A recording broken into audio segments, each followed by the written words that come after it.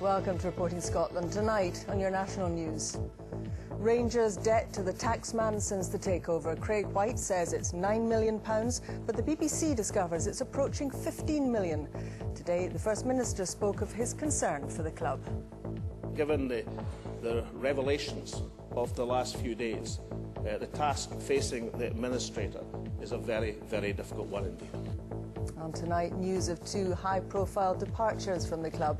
Later in the programme, Rangers' debt to the taxman is substantially greater than the £9 million which forced the club into administration last week, the BBC understands. And within the last hour, it's been announced that Rangers' Director of Football, Gordon Smith, and the Chief Operating Officer, Ali Russell, have both left the club. In yet another development, Strathclyde Police have confirmed that they've been handed documents by the club's administrators. Well, our investigations correspondent Mark Daly joins me now with the latest developments almost by the hour today. Yes, it's been another dramatic day at Ibrox, which has included the first news of redundancies, those of Gordon Smith, who we remember was a former chief executive of the SFA, and Ali Russell. Both of these men had been recruited by Craig White. A statement from the administrators said that both men had agreed to leave the club. Now, the administrators have been busy. They've passed documents to Strathclyde Police, who have tonight confirmed that they will be preparing a report and sending it to the Procurator Fiscal. Now, we can also reveal that the original £9 million debt to HMRC, which sent the club into administration, will soon be nudging nearer £15 million. The situation is grave for Rangers. Just listen to the tone of the First Minister today at Parliament.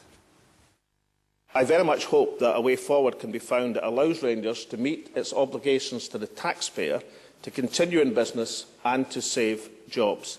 However, it should be said that given the revelations of the last few days, the task facing the administrator is a very, very difficult one indeed.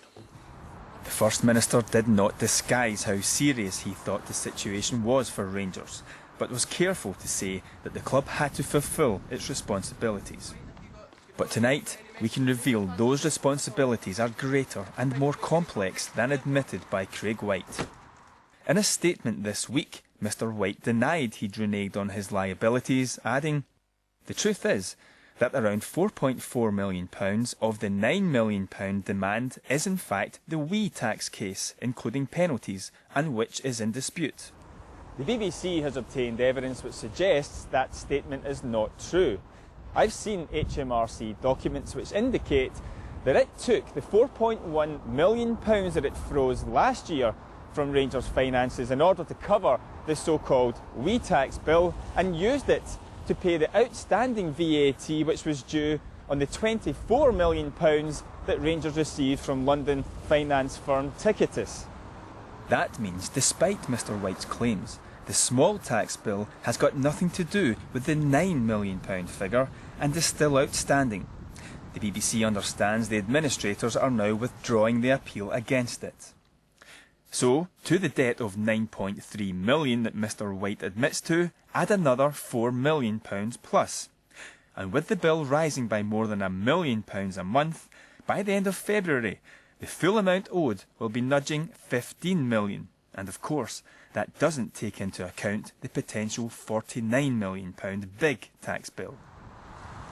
Despite this, the administrators are confident they can get the creditors to agree to a company voluntary arrangement, meaning HMRC would get a percentage of what they're owed without the club going into liquidation. This, however, I'm told, is contingent on Craig White no longer being involved at Ibrox. Well, it's serious stuff, Mark, and a response tonight from Craig White himself.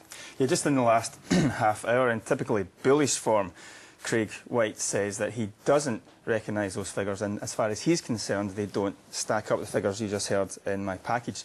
And he also said that he will absolutely be back at Ibrox to finish the job that he started. No one else was willing to step up and save the club, and I have only ever had the good of the club at heart. OK, Mark Daly, thank you very much.